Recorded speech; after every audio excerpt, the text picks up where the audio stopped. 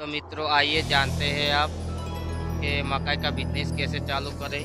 तो देखिए ये मकई का बिजनेस चालू कर दिया है।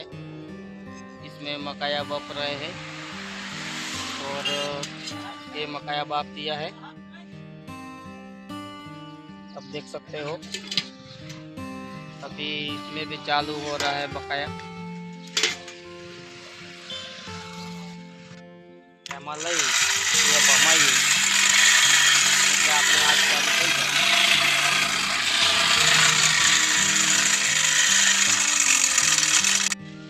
तो मकाई 20 रुपये का एक पड़ेगा बेचने के लिए और आपको 10 रुपये में पड़ेगा, तो उनमें डबल पैसा मिलता है।